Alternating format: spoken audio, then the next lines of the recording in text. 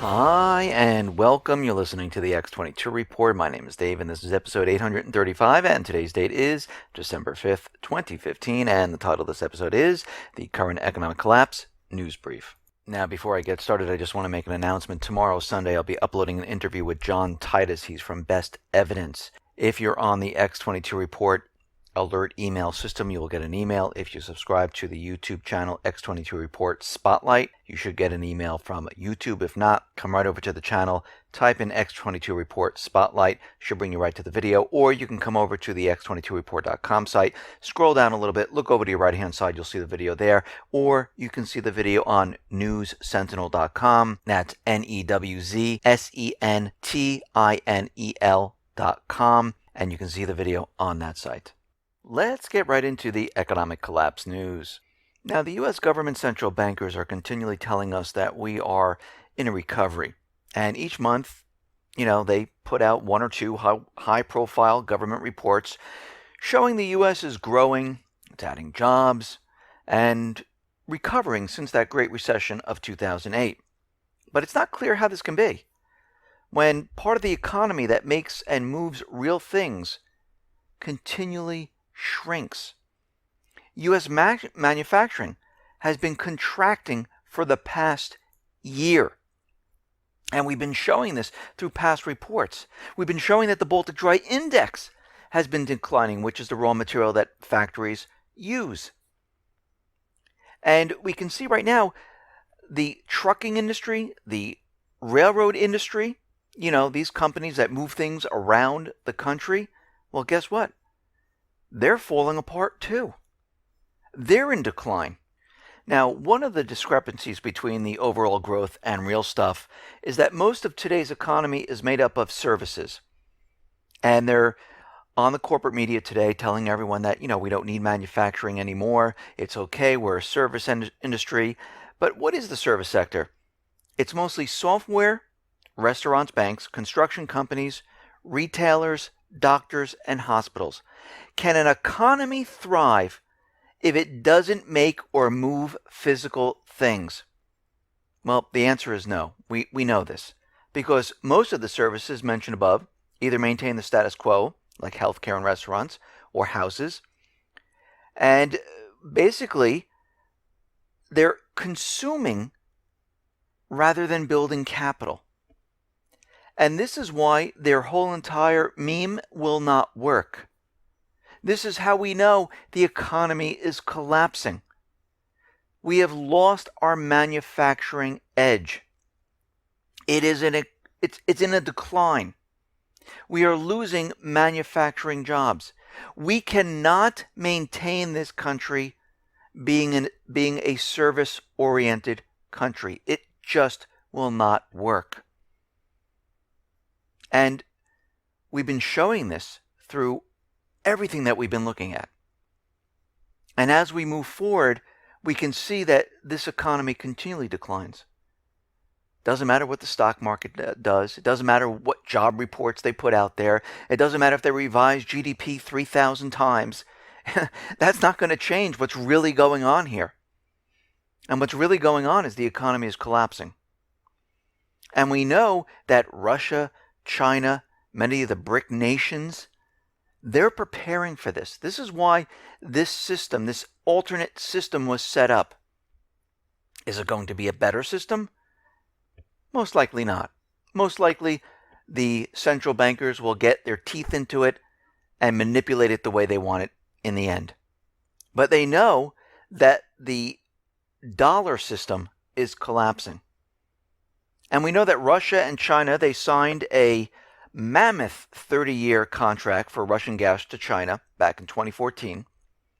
And we know that they are going to exchange all of this in renminbi and rubles, not in dollars. And this was the beginning of the accelerated process of de-dollarization.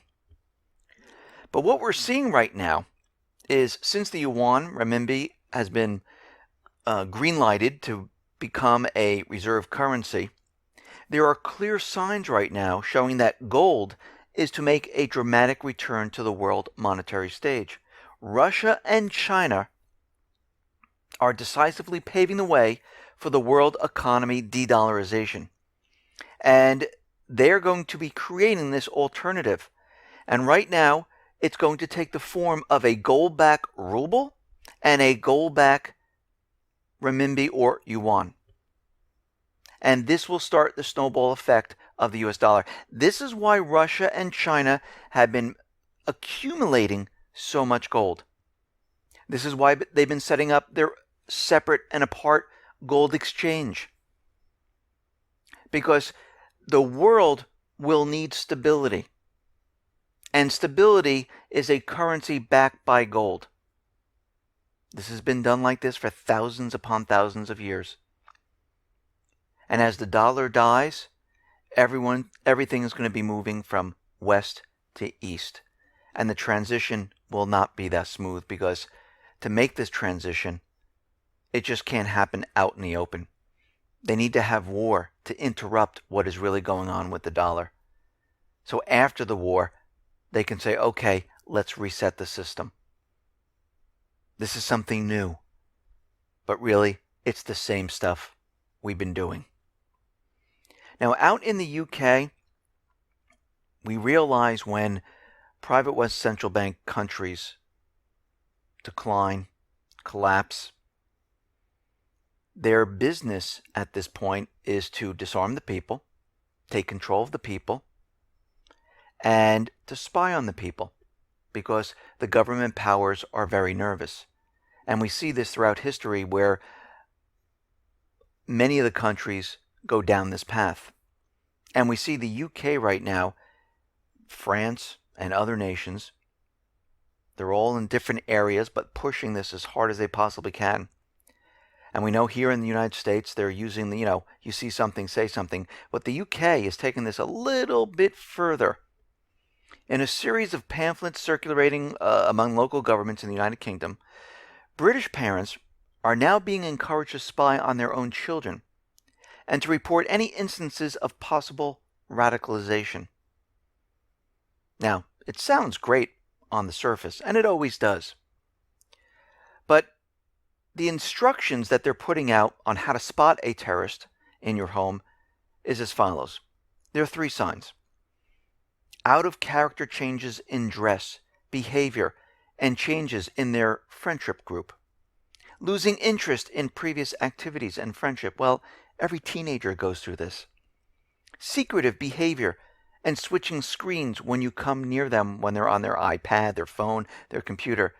Well, that's nothing new. This has been going on for years. Every teenager does this. My kids do this. So, what are they doing here? They want the parents to spy on their own children.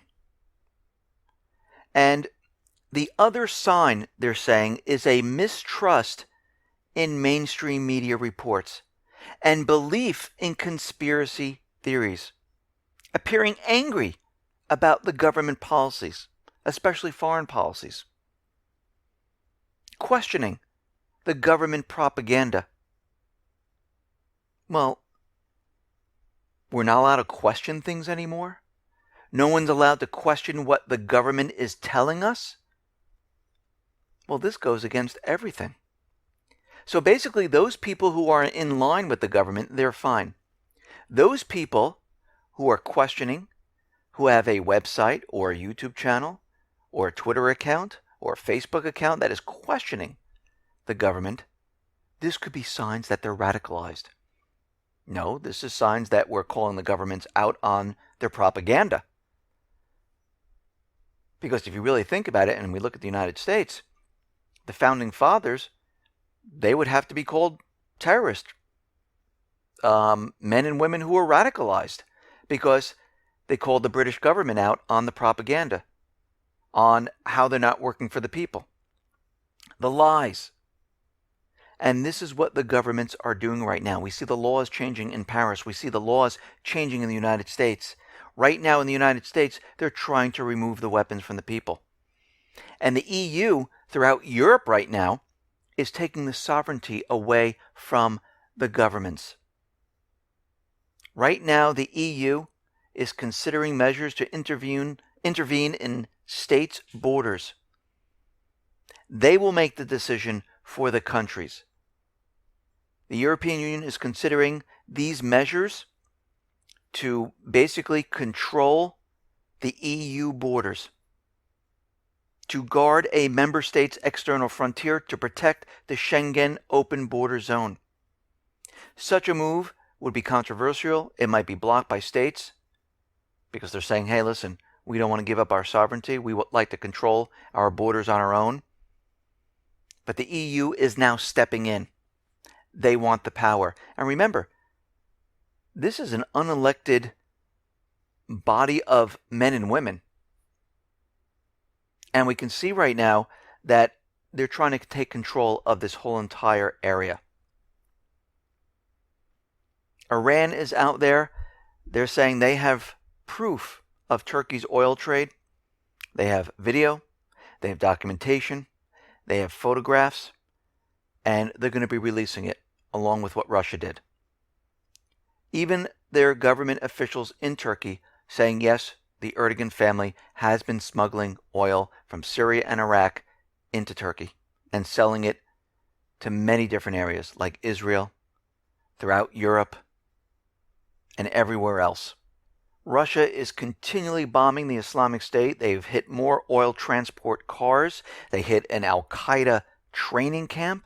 And while the United States is pretending to hit the oil convoys, Russia is actually doing this. Now, what we're seeing out in Syria, everything's starting to change up right now. Recent developments show significant changes in the strategy of Western countries in the Syrian conflict. The U.S. right now has sent ground troops. The French Air Force has increased the number of sorties. The United Kingdom has begun to participate in the U.S.-led anti-ISIS coalition. Germany is sending 1,200 quick reaction troops to Syria. Turkey is deploying a large military attack force, including a number of armored units at the border with Syria. And the Syrian forces, backed by Russia and Iran, they're gaining momentum. They're recapturing cities. They're getting control of facilities which were held by militants. The NATO allies, they need a new plan right now, and we can see a new one is forming because they need to hold the northern oil corridor from Iraq and try to take advantage of this opportunity to involve Russia in a long, expensive war. This is their plan right now. They're trying to do what they were trying to do in Ukraine. And it means that NATO contingent must occupy crucial infrastructure, including oil fields, before the Syrian government and their forces and Russia liberate them. This is why we see all these troops coming right now into the country right now to guard and maintain this area. Now, there's a couple scenarios that that their plan entails. The military buildup and escalation in the region could lead to open military conflict between NATO and Russia. This regional conflict could lead to a global war, which we can see right now is on the drawing board, because they know they need a war to cover up this entire economic collapse, and this is where they're really headed. Syria, they might divide it, and we know, and we've been talking about this for quite a while, where they might set up these safe zones and say, okay, this area right here is separate and apart from Syria.